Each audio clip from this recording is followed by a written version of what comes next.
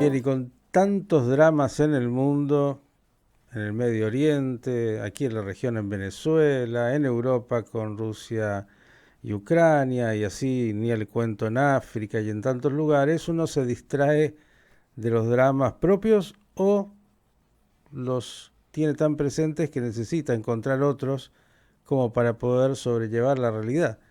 Se lo digo porque pasan los días, pasan las semanas, pasan los meses y la economía argentina sigue teniendo índices cada uno que no son para nada halagüeños. Es verdad que lo único que yo le diría al gobierno presenta como un relativo éxito es la baja de la inflación, totalmente cierto. Pero claro, si uno está muerto, que la inflación suba o baje no le cambia demasiado. No vemos un programa económico que hable de producción, de crecimiento. Tenemos medidas de blanqueo y otras que hablan de lo impositivo, pero la economía real, la que cada uno vive, que tiene que ver con cuántos recursos uno cuenta para ir al supermercado o hacer frente a la vida cotidiana, e incluso frente a las alzas que siguen viniendo de distintos tipos de cosas, combustibles, alimentos, prepagas, escuelas privadas y tantísimo más, hace que la verdad uno se pregunte ¿y cuánto podremos resistir? Y si esto es lo que tenemos y no tenemos otra receta. ¿Quién nos podrá dar un panorama de lo que estoy diciendo y podrá afirmar o decir que todo lo que he dicho es totalmente falso? Es nuestro especialista en economía, el ingeniero Miguel Ponce. Querido Miguel, ¿cómo estás? Buenas tardes. Buen día. Alegría estar contigo, tocayo, y te empiezo felicitando. Has hecho una síntesis muy acabada de lo que me parece es este minuto que nos toca vivir, ¿no es cierto? Vos lo dijiste inclusive de poniendo los dos elementos que hoy están de alguna manera sobre la mesa. Por un lado, este resultado que bien señalás vos de la inflación, que el ministro ha dicho que va a estar en un punto o en el entorno de un punto en septiembre, por lo tanto está apostando a que la tendencia a la baja vuelva, porque la habíamos perdido en el último índice anterior, que estuvo en 4,6 sobre el 4,2, que hasta este momento es el mínimo. Pero por otro lado pones como contrapartida de eso, ¿no es cierto? Sin analizar la virtuosidad o no de cómo se consigue ese índice, pones por otro lado la cosa que vive la gente, la economía real, como la denominamos nosotros y como nos gusta denominarla. Y en eso obviamente te diría que lo único que te faltó anotar allí de las uvas como preocupación es tal vez la que más se está afectando en términos sociales acá en la ciudad de Buenos Aires, que son las expensas. Las expensas se han escapado y ya los niveles de retraso de pago de expensas están generando situaciones sociales dentro de los mismos edificios, donde el debate es, ¿se sigue con este portero? ¿Se cambia, se alquila la vivienda del portero? ¿Se trata de achicar de alguna manera para que los jubilados que viven en el edificio puedan seguir viviendo? Y bueno, esto es un poco lo cotidiano y me parece muy bien que hayas puesto los dos platillos, ¿no es cierto?, de análisis hoy para comenzar nuestra charla, que por supuesto siempre nos queda corta. A mí me preocupa, Miguel, y lo digo porque creo que es lo que uno ve. Yo otra vez no entiendo nada de economía, ¿no? Pero digo, No parece, no no, parece.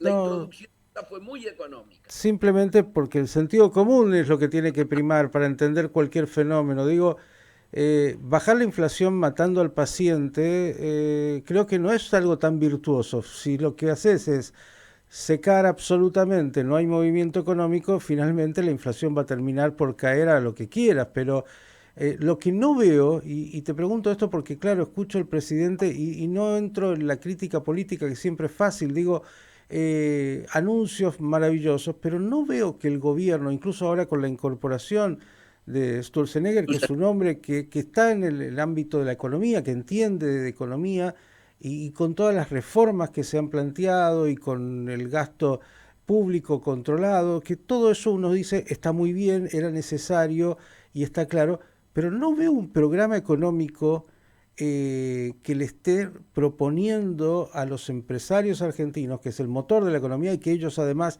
lo plantean como sus bueno, ídolos, por decir así, ¿no? El presidente habla de casi como que fueran realmente los superhombres. Bueno, no veo que a estos superhombres los estén seduciendo, pero decir, señores, les estamos dando las condiciones, falta un poquito por el tema del cepo para que puedan, bueno, sentirse incluso en esto tranquilo de que van a poder retirar vuestras divisas y todo lo que significa en términos de la economía, pero no veo ese proyecto, no veo todavía un planteo de un proyecto real para los empresarios, para los industriales y para el país.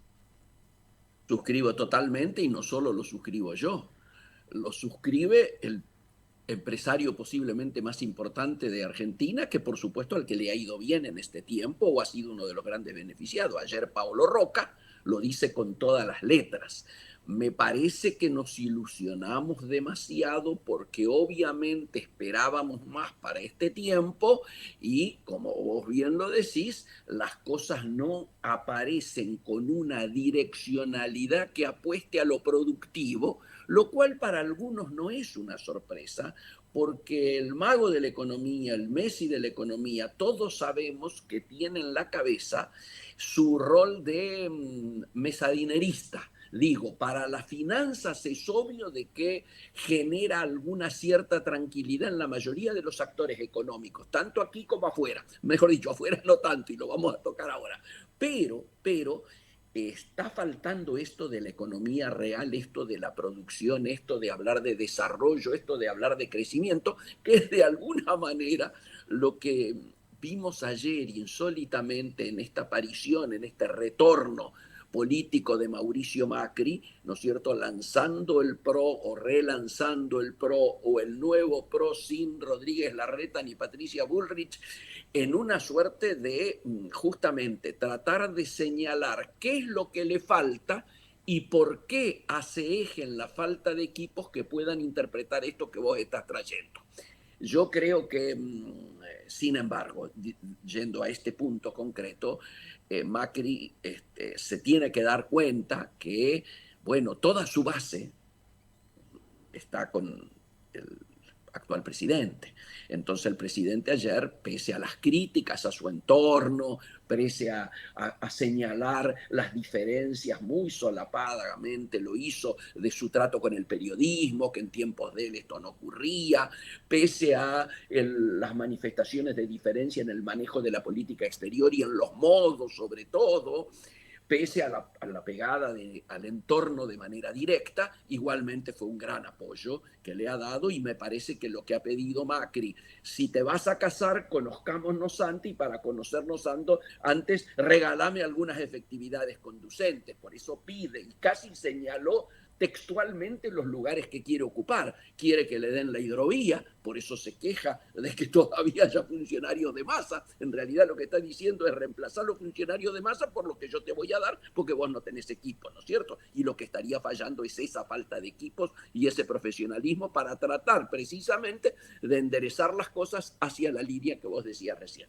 Ahora, volvamos a tu análisis que me parece medular. La situación hoy, vinculado porque como decía un viejo amigo y lo hemos charlado contigo, todo está relacionado con todo. La baja de la inflación a un punto en septiembre indicaría que se podría cumplir la promesa de levantamiento del cepo. Claramente, dijo el propio presidente, cuando converja la inflación con el proceso de devaluación que estamos llevando adelante a través del Crown Limpec, que es del 2%. Si salen alrededor del 1%, ya podríamos levantar el cepo. Bueno, olvidémoslo, vayamos a las efectividades conducentes, el cepo no se levanta. ¿Por qué no se levanta? Porque no hay dólares. ¿Y cuándo hemos estado? El mes pasado, el mes que ha cerrado, es el primer mes en el cual se pierden casi el 10% de las reservas. Estamos en 6.500 millones de dólares en rojo en reservas netas. Ayer, por suerte, después de 6 ruedas, se volvió a comprar. La pregunta es, como siempre, no virtuoso, ¿por qué se pudo comprar ayer? Porque no se le pagó al fondo. Al fondo se le tendrían que haber pagado unos 800 millones. ¿De qué? De esos sobretasas de intereses que está en debate con el fondo, que reclamaba antes Massa y ahora reclama Milei, que sean reducidos cuanto no suspendidos. Pero bueno, ha logrado patear eso y por eso obtiene por primera vez, después de 6 ruedas, poder comprar.